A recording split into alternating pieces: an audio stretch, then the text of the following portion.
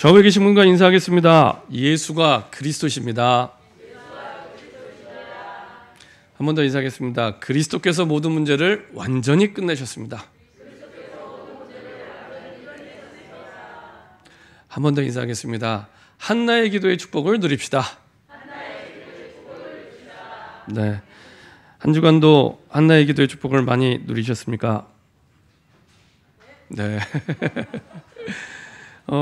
지난주에는 약간 바빴습니다. 그래서 이렇게 타지방을 이렇게 왔다 갔다 하는 스케줄이 있어서 월화에는 이렇게 목포 지역에 갔다 왔습니다. 그래서 목포 지역 중심으로 이제 남도 지방을 몇 군데 이렇게 좀 순회를 하게 되는데 목포, 한평, 무안, 그다음에 문진경 전도사님이라는 우리나라 한국교회 초창기에 순회 전도자였던 분이 계시는데 그분이 기념관이 있는 데가 증도라 그러더라고요.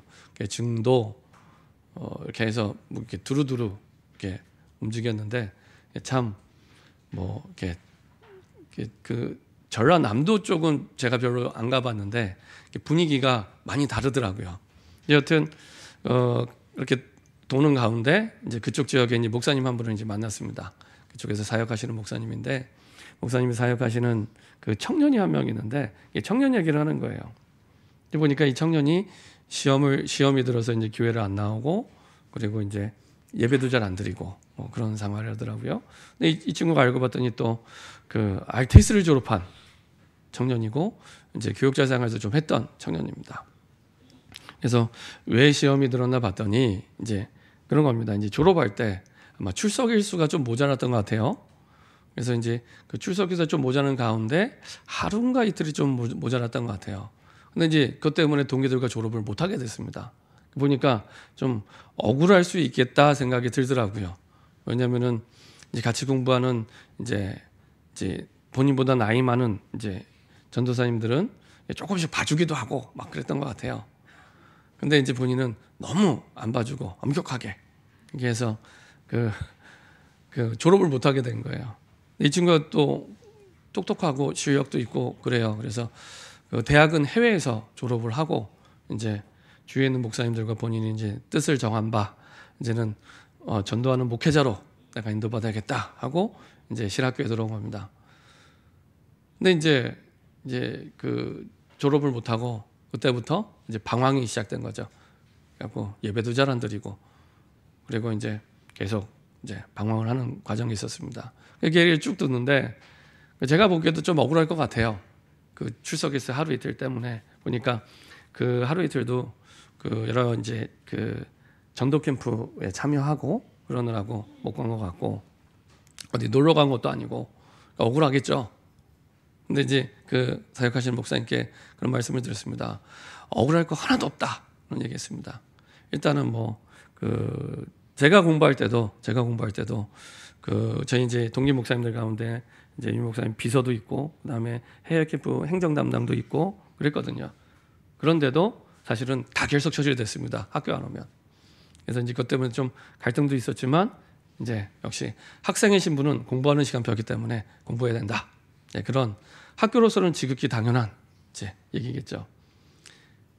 보니까 전도 캠프도 본부에서 하는 해외 전도 캠프도 아니고 그냥 이렇게 목사님들끼리 모여서 하시는 그런 캠프였던 것 같아요.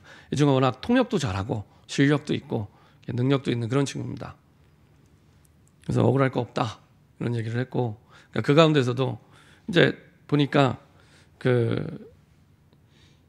출석 일수가 모자라서 사실은 졸업을 못했지만 사실은 하나님의 이 친구를 향한 계획이 있더라고요. 이 친구가 보니까 굉장히 이렇게 바른 생각을 해요. 참 괜찮은 친구죠. 예를 들면은 이제 군대 갔는데 보직을 받았는데 어떤 보직을 받았냐면은 군단장 비서병으로 가게 됐습니다. 군단장 비서병이면 사실은 이제 백을 써도 갈 수 없는 쉽지 않은 그런 자리거든요. 별 3개의 비서병사로 간 겁니다. 저도 이제 군대를 갔다 왔지만 저는 제 군 생활 동안에 별 2개도 딱 2번 봤습니다. 얼굴을 멀찍이서 2번 봤습니다. 그리고 이제 훈련소 퇴소할 때 1번, 그 다음에 제가 이제 군 생활할 때 문산에 이제 크게 물난리가 났습니다. 그때 이제 물난리 TV가 워낙 크게 나니까 뭐 KBS, MBC 막 이런 방송국에서 다 온 거예요. 그러니까 이제 그 지역에 있는 뭐 군사령관부터 해서 다 온 겁니다. 다 오니까 우리 사단장은 저 끄트머리에 있더라고요. 잘 보이지도 않아요. 부대 안에 있을 때는 거의 대통령급인데 별들이 모여 있으니까 보이지도 않더라고요. 그래서 제가 우리 사단장은 제대할 때까지 얼굴 딱 2번 봤습니다. 근데 매일 군단장을 보는 비서병이잖아요.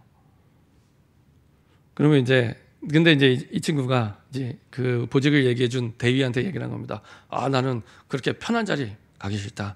나는 밑바닥부터 좀 힘들게 노력하면서 이렇게 하고 싶다. 하고 이제 특공연대로 간 거예요. 이제 특공연대로 갔는데 가만히 얘기 들으면서 그 좀 뭐 나쁜 생각은 아니에요. 뭐 열심히 살겠다는 좋은 생각인데 성경적으로 보면 틀린 생각입니다. 성경적으로 보면은 틀린 생각입니다. 그걸 보고 자기의라고 하면 자기의, 내가 보기에 옳게 보이는 거예요. 내가 보기에 이게 옳아. 근데 성경적으로 보면은 성령 인도를 안 받는 겁니다. 그렇죠? 내가 편하게 생각했겠다고 생각하고 사실은 그 군단장 비서병으로 가는 거 아니잖아요. 그죠? 하나님의 구원 계획이 있어.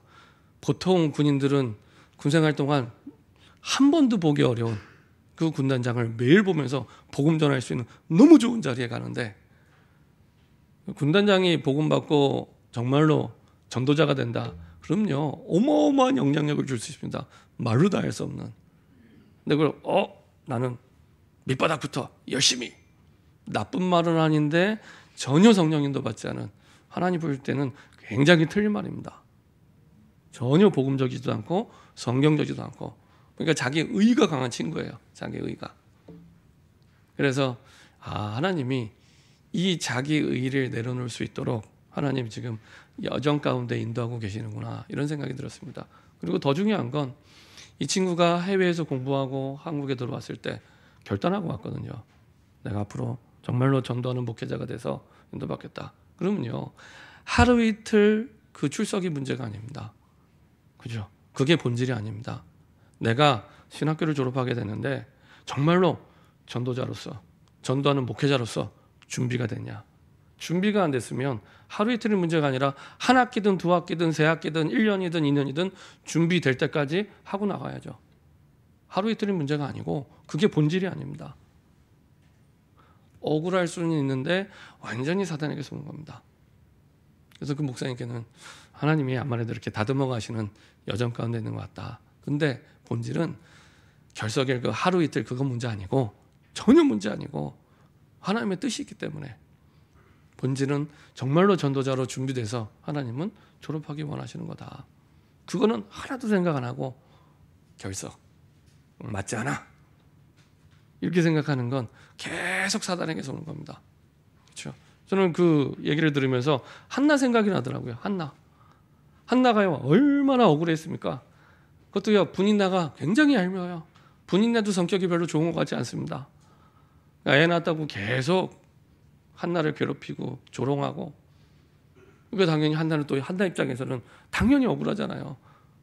남편이 사랑한다 얘기해줘도 양이 안 차요. 그래갖고 기도하는데 통곡을 합니다. 통곡을. 얼마나 한이 맺히고 이 눈물이 났으면 기도하는데 통곡을 하죠. 그럴 수 있다. 억울하겠다. 참 힘들겠다. 근데 말씀을 자세히 보니까 사무엘상 1장에 보면은 임신을 누가 못하게 했냐? 여호와께서. 아니 한나가 불신자도 아니고 이방인도 아니고 하나님의 백성인데, 아니 좋은 게 좋은 거라고 주시면 얼마나 좋아요. 우리 마음에, 우리 상식에는 그냥 얼른 좀 줘서 애 낳고 다 좋게 행복하게 이러면 좋겠는데, 성경을 보니까 여호와께서 임신을 못하게 하셨대요. 참, 하나님 성격도 짓궂지, 왜 이렇게 하셨을까? 하나님은 한나에게 한 사람의 자녀가 아니라 재앙만난 시대에 가장 중요하고 위대한 나실인의 축복을 주시기 원하신 겁니다.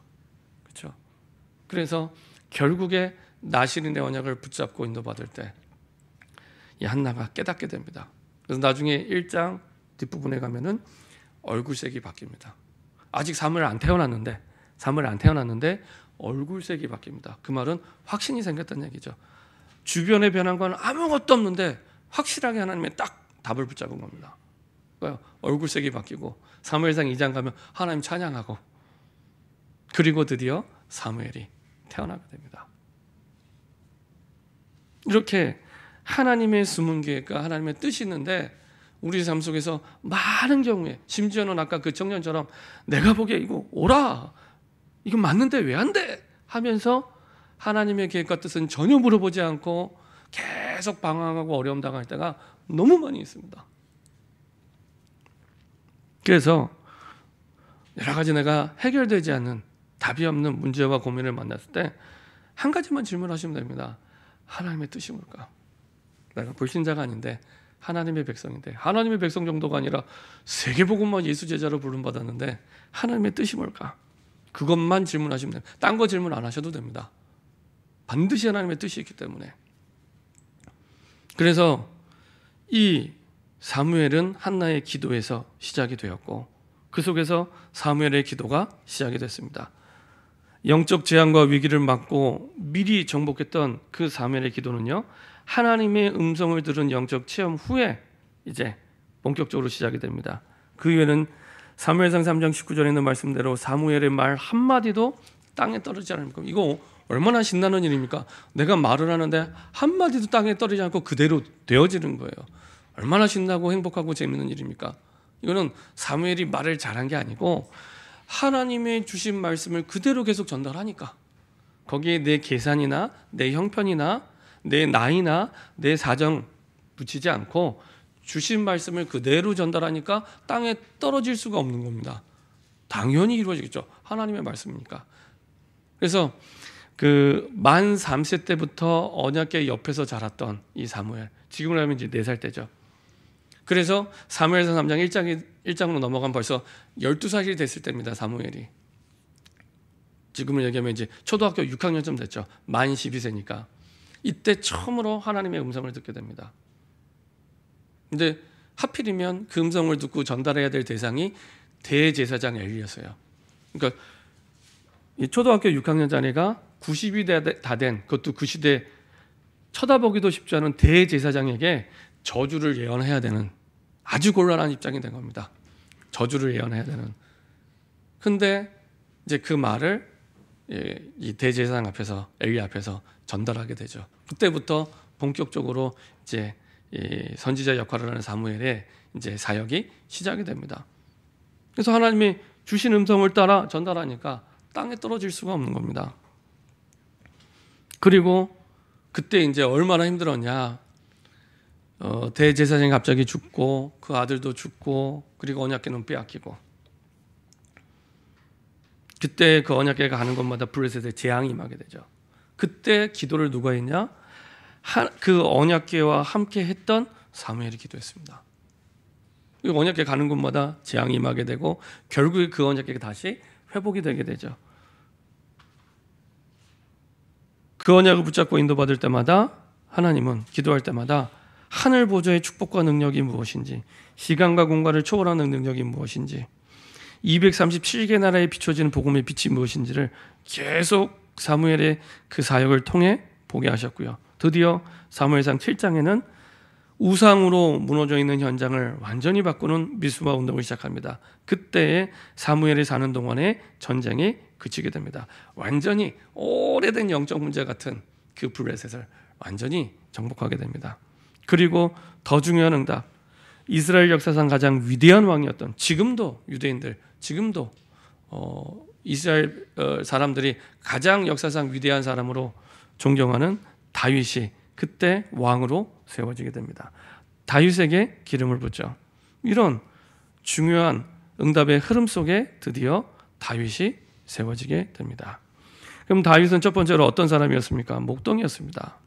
목동일 때 이미 하나님은 앞으로 왕으로서 세계를 정복한 준비를 시키시죠. 그래서 시편 78편 70절 보면 다윗을 선택하시는데 그의 종 다윗을 택하시되 양의 우리에서 취하셨다, 이렇게 말씀하십니다. 아니, 우리 상식에는 왕을 선택하시면 왕궁에서 왕자 중에 선택해야지 양의 우리에서, 그렇죠? 하나님 선택하시죠. 그 말은 우리의 형편, 사정, 나이, 환경, 하나님이 역사하시는 데는, 하나님이 택하는 데는 아무 상관없습니다. 우리는 대부분 그거 다 생각하고 따지잖아요. 그게 기준이 되잖아요. 참고는 해야 되지만 기준이 안 되는데, 거의 대부분 환경, 상황, 나이, 배경, 이 모든 것들이 기준이 돼서 우리는 결정하는데, 하나님의 선택은 다릅니다. 양의 우리에서. 그렇죠? 이때 시편을 지을 만큼 하나님과 늘 함께하는 비밀을 누리게 하셨습니다. 이게 왕으로서 가장 중요한 결정적 요소였죠. 하나님과 함께하는 비밀. 이 속에서 시편 78편 71절에 저장을 지키는 중에서 그를 이끌어내사 그의 백성인 야곱, 그의 소유인 이스라엘을 기르게 하셨더니, 처음에 다윗 입장에서는 양을 치는 줄 알았는데, 하나님 입장에서는 양을 치는 게 아니라 왕을 훈련시키는 과정이었던 겁니다. 그때 다윗은 몰랐겠죠. 근데 하나님은 이미 다윗을 왕으로 훈련시키는 그 과정을 그 속에서 목동일 때 하나님이 하시죠. 왕으로서의 기능을 준비하게 하십니다. 우리가 읽지 않았지만 시편 78편 52절에는 또 이렇게 말씀하고 있습니다. 그가 자기 백성은 양같이 인도하여 내시고 광야에서 양떼같이 지도하셨다. 하나님이 이스라엘 백성들을 그렇게 인도하셨던 거예요. 그래서 다윗도 목동으로서 이스라엘의 지도자 수업을 그렇게 준비하고 받게 됩니다. 하나님께서 부르셨다면 그 기능도 하나님이 준비시키십니다. 하나님이. 우리는 대부분 사명을 받으면 우리는 그 사명에 너무 부담이 돼서 여러 가지 많은 고민하고 갈등하고 생각하잖아요. 근데 하나님이 부르셨다면 하나님께서 할 수 있도록 완전히 책임지십니다. 완전히 책임지시고, 연약하면 강하게 하시고, 부족하면 채워주셔서 할 수 있도록 만들어 가십니다. 왜요? 아무것도 걱정 안 하셔도 됩니다. 시편 78편 72절 보니까요, 또 이렇게 말씀하고 있습니다. 이에 그가 그들을 자기 마음의 완전함으로 기르고 그의 손에 능숙함으로 그들을 지도하였도다. 두 가지 이제 기능을 준비하면서 왕의 그릇으로 준비했는데, 마음의 완전함. 근데 사람 마음이, 완전한 마음이 어디 있습니까? 그렇죠? 사람 마음은 완전할 수 없습니다. 우리 존재 자체가 완전하지 않기 때문에 완전할 수 없습니다. 근데 성경에서 말하는 완전한 마음은 다른 마음이 아니라 하나님의 마음을 내 마음으로 담을 때 완전하다라고 해요. 완전하다. 우리는 완전할 수 없는데 하나님 마음이 내 마음 될 때 그 마음을 가졌다는 얘기죠. 그리고 그 속에서 손에 공교함으로. 공교함은 그 영어 성경 단어로 보면 조금 더 이해하기 쉽습니다. 영어 성경에 보면은 이게 스키플니스 이렇게 표현되어 있습니다. 다시 보면 숙달. 그러니까 어떤 천재성을 가지고 처음부터 잘한 이게 아니고 반복적인 훈련 속에 습득된 기술입니다. 반복된 훈련 속에 습득된 기술. 다시 말하면 다윗이 막 천재성을 가지고 막 위대한 인물이 된 게 아니고 하나님께서 양을 치면서 반복적으로 훈련시키는 가운데 그렇게 응답을 주셨다는 겁니다. 그렇죠? 그래서 우리도 하나님의 부르심과 그 언약을 붙잡으면 우리도 그 응답을 누릴 수 있고 깨닫고 우리도 하게 된다는 얘기죠. 그래서 이렇게 왕의 그릇으로 하나님이 목동 때 왕궁에서가 아니라 양의 우리에서 하나님이 준비시켰습니다. 이 준비 속에서 하나님이 드디어 하나님의 시간표가 돼서 이제는 하나하나 응답의 증거들이 나타나게 됩니다. 사무엘상 16장 13절에 보면은 다윗의 인생에 있어서 전환점이 되는 장면이 나옵니다. 어떤 장면이냐? 사무엘상 16장 13절에 사무엘이 기름 뿔병을 가져다가 그의 형제 중에서 그에게 부었더니 이날 이후로 다윗이 여호와의 영에게 크게 감동되니라. 사무엘이 떠나서 라마로 가니라.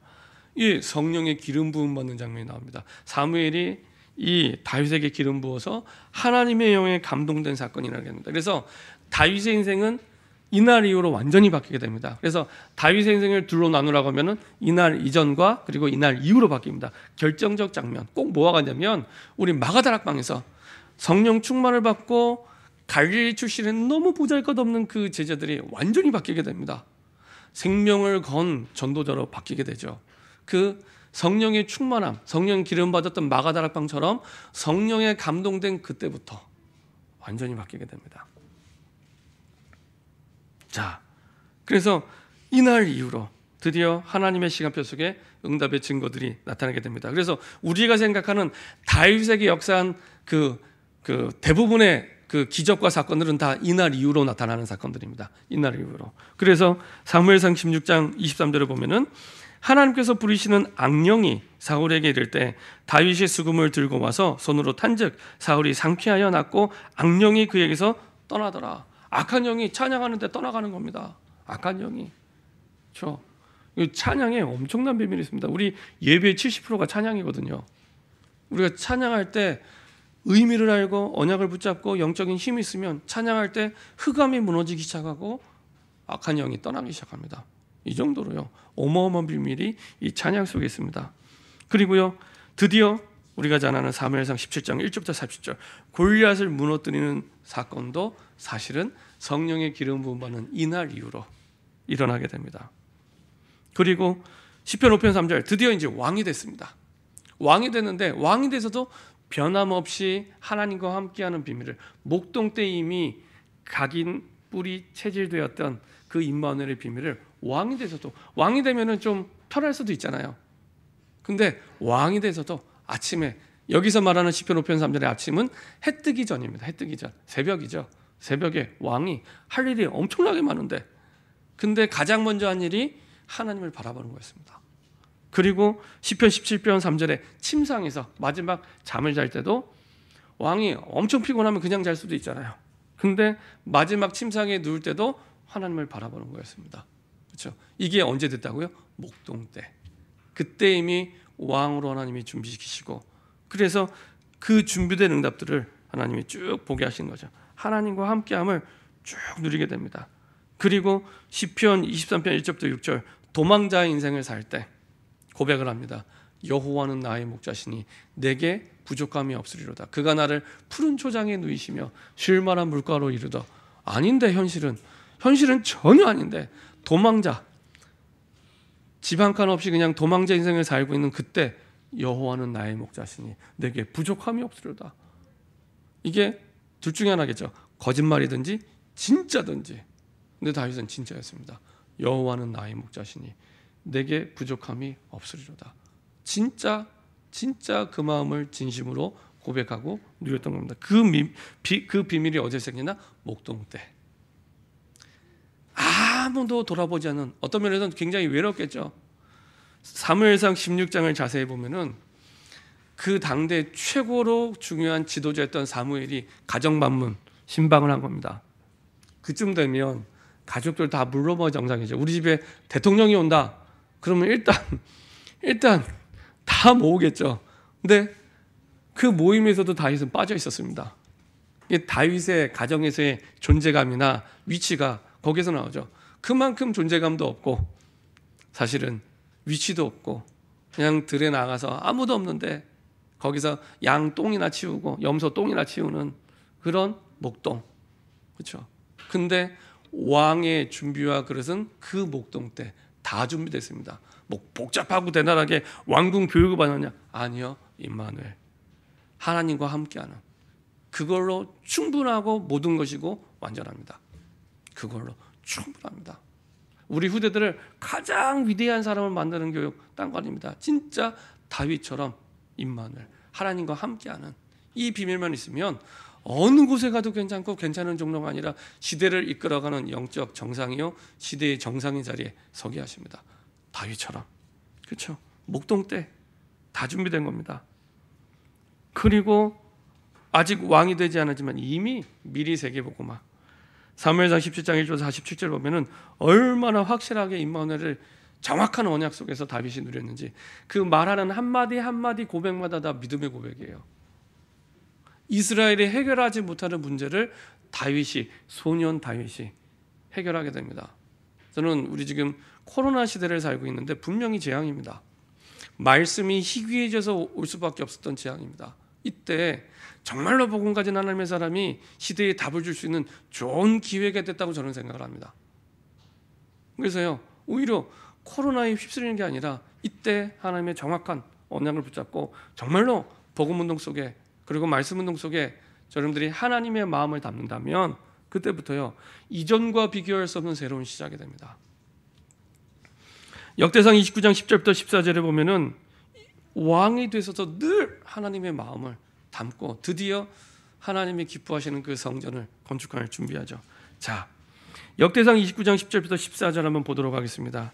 성전을 건축하는 다윗의 중심인데요. 우리 모든 성도들이 교회를 향한 중심이 이런 중심이 되기를 소원합니다. 역대상 29장 10절부터 14절입니다.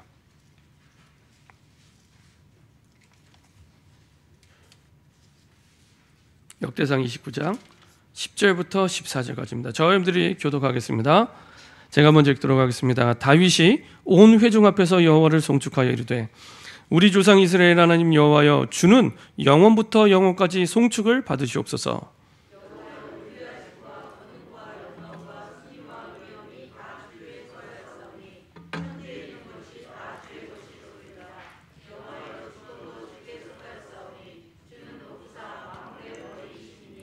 부하기가 주께로 말미암고 또 주는 만물의 주제가 되사 손에 권세와 능력이 있사오니 모든 사람을 크게 하심과 강하게 하심이 주의 손에 있나이다.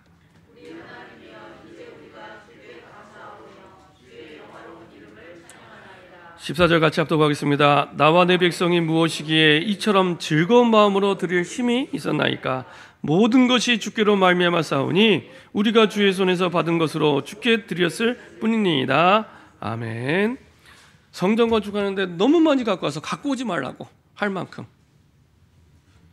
다윗도 본인이 짓는 거 아닌데 성전을 지을 수 있는 모든 것을 다 준비합니다. 뭐 경제만 준비한 게 아니고요. 성전을 건축할 돌, 성전 건축에 사용할 못, 그래서 그 못에 사용할 철, 놋, 그리고 다른 나라에서 수입한 백향목, 금 10만 달란트, 지금으로 따지면 몇십억이죠. 은 100만 달란트. 거기에다가 성전을 짓기 위한 석수, 목수, 온갖 일에 능숙한 사람, 그다음에 아직 성전 짓지도 않았는데 성전 봉사를 할 제사장, 레위인들, 이 사람들 뭐 하세요? 직무를 다 배정해서요. 자, 앞으로 성전 지을 건데 본인이 지을 것도 아니에요. 다윗이 죽은 이후에 이루어질 일입니다. 본인이 지을 것도 아닌데 당신은 뭐 맡고 이거를 다 직무를 배정하고요. 성전 설계도를 만들어 놓고요.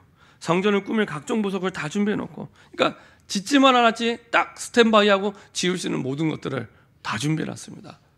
그게 다윗의 중심이었습니다. 이게 언제 준비됐다고요? 목동 때 하나님과 함께하는, 아무도 없는, 세상적으로는 너무나 외로울 그때 하나님과 함께하는 최고의 임마누엘을 그때 누렸습니다. 결론입니다. 세계를 미리 정복한 다윗, 대단한 능력이나 위대한 기술이나 굉장한 게 아니고요. 딱 한 가지면 됩니다. 마음. 하나님은 우리의 마음만 있으면 됩니다. 마음. 저는 전에 오랫동안 중요한 사역을 했던 목사님이 그런 고백을 하더라고요. 이분의 아버지도 목사님입니다. 아버지도 목사님인데 이분도 목사님이고 이분 형제들이 이분 포함해서 3남 1년대 3명이 다 목회자예요. 다 목회자인데 이제 그 아버지 목사님이 어렸을 때 집에서 늘 가정 예배를 드리셨다고 그래요. 가정 예배를 드리면서 이제 여러 가지 많은 말씀을 하셨는데 지금도 이제 목회자가 돼서 늘 기억에 남는 말씀이, 그리고 어떤 일을 하든지 항상 결정할 때 기준이 되는 말씀이 뭐냐면 하나님이 기뻐하는 일을 해라. 하나님이 기뻐하는 일. 어떤 일을 하든지 하나님이 기뻐하는 일을 해라. 그게 늘 본인의 마음에 결정하고 판단하는 기준이 된다 그러더라고요. 그래서 하나님이 기뻐하는 게 뭘까? 그러니까 하나님의 뜻을 넘어서서 하나님이 기뻐하는 게 뭘까? 늘 결정하고 판단하고 선택하는데 그게 기준이 됐다고. 아버지 목사님이 늘 가정예배 때 하셨던 말씀이죠. 대부분은 99%가 상황 따라, 환경 따라, 나이 따라, 능력 따라, 수준 따라 결정하는데 결정의 기준이 하나님이 기뻐하는 게 뭘까? 그래서 본인은 그렇게 하나님이 기뻐하는 걸 따라오다 보니 이렇게 중요한 사역 속에 중요한 응답을 누리게 됐다. 이걸 이제 한번 이렇게 간증하고 고백을 하더라고요. 와, 다윗이 그랬구나. 하나님의 마음에 합했는데 늘 하나님의 기뻐하는 것 중심으로 선택하고 판단하고 결정하는 모든 것들이 하나님이 기뻐하는 것 중심으로 그 마음, 하나님 기뻐하는 마음이 다윗의 마음과 합해진 겁니다. 그걸 보고 자기 마음의 완전함으로 기르고, 그렇죠? 자, 사무엘상 16장 17절을 한번 보도록 하겠습니다. 사무엘상, 하나님이 사무엘을 선택하실 때 기준이었습니다. 그래서 사무엘에게 왕을 뽑는 기준, 아직 다윗이 누군지 모르는 상태에서 기준을 먼저 말씀해 주신 겁니다. 사무엘에게 아직 다윗을 만나기 전에.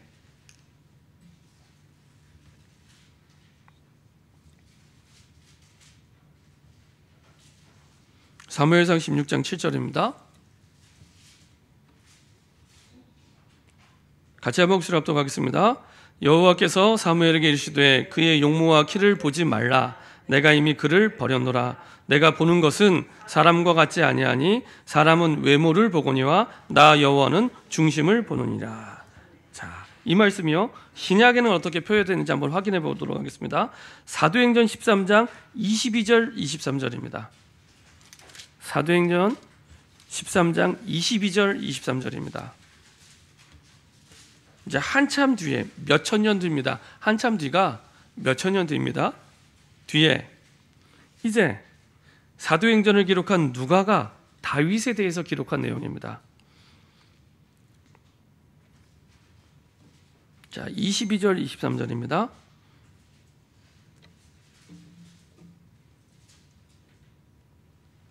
같이 한 목소리로 합독하겠습니다. 패하시고 다윗을 왕으로 세우시고 증언하여 이르시되 내가 이새의 아들 다윗을 만나니 내 마음에 맞는 사람이라 내 뜻을 다 이루리라 하시더니 하나님이 약속하신 대로 이 사람의 후손에서 이스라엘을 위하여 구주를 세우셨으니 곧 예수라. 이거 어마어마한 축복과 비밀이 여기 담겨 있습니다. 패하시고 다윗을 왕으로 세우시고 증언하여, 확실한 증거를 가지고 말씀을 전달하는 겁니다. 증언, 확실한 증거를 가지고 말씀을 전달하는 거죠. 증언하여 이르시되 내가 이새의 아들 다시 만나니 내 마음에 맞는 사람이라. 내 마음에 맞는 사람. 그러니까 마음에 완전하다는 얘기는 하나님 마음에 완전한 사람. 그러니까 하나님의 마음이 내 마음에 담길 때 마음에 완전해지는 겁니다.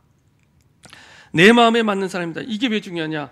하나님이 이 땅을 보실 때 세계복음화를 위한 모든 뜻을 누구에게 이루게 하시냐? 그 사람에게.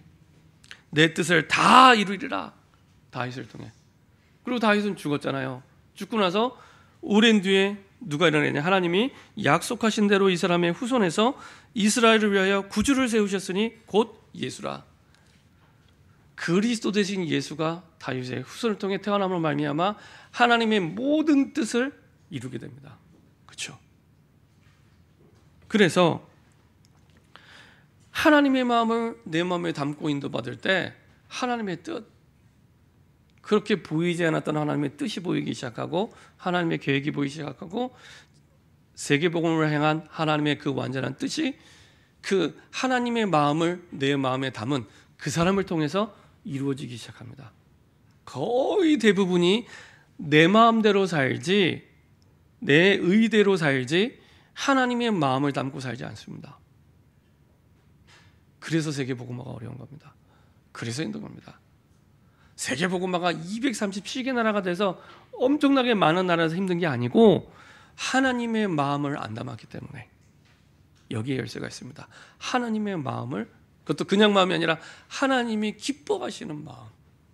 그래서요, 이제부터 무조건 하여간에 선택하고 판단할 때 한 가지만 붙잡고 인도받으시면 됩니다. 하나님이 기뻐하는 마음, 하나님이 기뻐하는 게 뭘까? 계속 강단에 선포되는 말씀과 언약의 흐름 속에서 찾고 결정하셔서 인도하시면 가장 세계복음화의 축복과 응답을 누리게 됩니다. 자, 그래서 그 사람을 통해 하나님의 모든 뜻이 성취되게 되죠. 그래서 공감, 하나님의 마음에 공감하는 게 너무 중요합니다. 내가 영적으로 황폐해질수록요, 하나님이 기뻐하는데 나는 하나도 안 기뻐하고요, 하나님이 슬퍼해야 될 때 안 슬퍼해요. 병든 거잖아요. 울어야 될 때 울어야 되고요, 웃어야 될 때 웃어야 됩니다. 그게 건강한 겁니다. 근데 웃어야 될 때 울고 있고 울어야 될 때 웃고 있고 이상하잖아요. 그리고 공감하지 못하게 되는 겁니다. 우리가 막 슬플 때 그 슬픈 문제 해결 안 해줘도 누가 내 편이 돼서 같이 울어만 줘도 얼마나 힘이 됩니까? 그렇죠? 진짜 기쁠 때 함께 기뻐하면서 웃을 수 있으면 얼마나 또 기쁨이 배가가 됩니까? 그렇죠? 마찬가지입니다. 하나님이 정말 기뻐하는 일에 내가 함께 기뻐할 수 있으면 그걸로 충분합니다. 하나님이 슬퍼하는 일에 내가 같이 슬퍼할 수 있다. 진짜 하나님의 사람입니다. 특별히 그 이사야 62장 4절 보면요, 하나님의 기쁨을 한 단어로 표현하고 있습니다. 우리 한번 찾아서 같이 한번 읽어보겠습니다. 이사야 62장 4절입니다.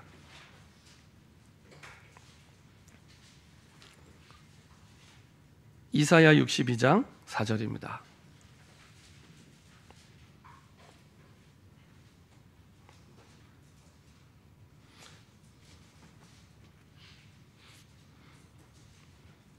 이사야 62장 4절 같이 한 목소리로 이사야 62장 4절입니다. 한 목소리 합동하겠습니다. 다시는 너를 버림받은 자라 부르지 아니하며 다시는 내 땅을 황무지라 부르지 아니하고 오직 너를 헵시바라 하며 내 땅을 뷸라라 하리니 이는 여호와께서 너를 기뻐하실 것이요 내 땅이 결혼한 것처럼 될 것임이라. 아멘. 이사야가 선지자 활동할 때는 되게 암울한 시대였습니다. 암울한 시대. 이스라엘이 망해가는 시대였습니다.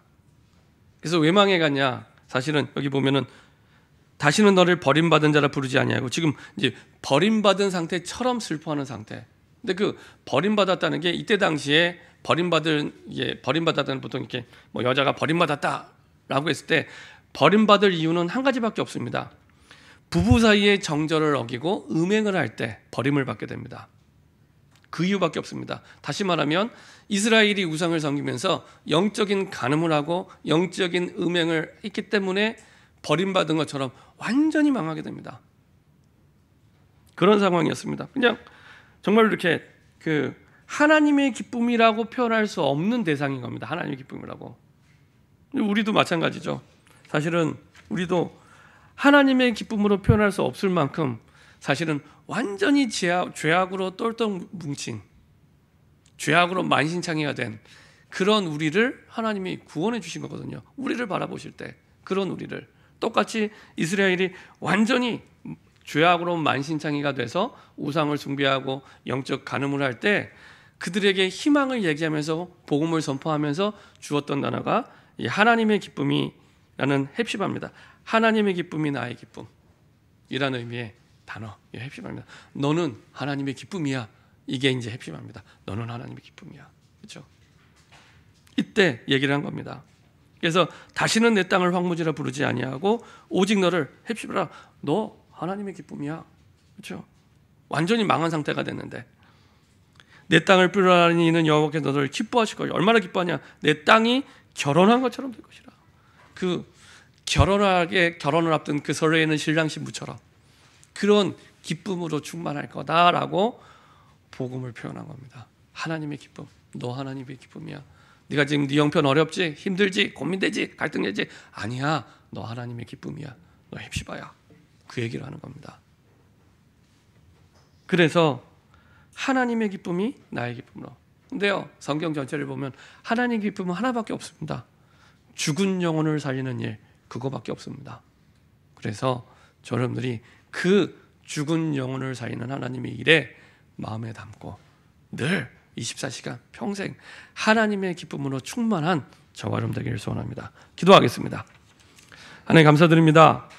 우리가 어떤 형편이 있든지 어떤 환경이 있든지 하나님의 기쁨으로 축복받은 자임을 기억하고 우리의 마음이 하나님의 마음으로 충만할 수 있도록 주님 인도하여 주옵소서. 그래서 시편 78편에 자기 마음의 완전함으로 기르고 세계복음화를 준비했던 다윗처럼 우리의 마음이 하나님이 원하시는 마음으로 충만케 하사 우리의 가는 곳마다 죽은 영혼을 살리는 생명의 구원의 증인으로 설 수 있도록 축복하여 주옵소서. 감사드리며 주 예수 그리스도의 이름으로 기도합니다. 아멘. 찬송가 516장 찬양 드리겠습니다.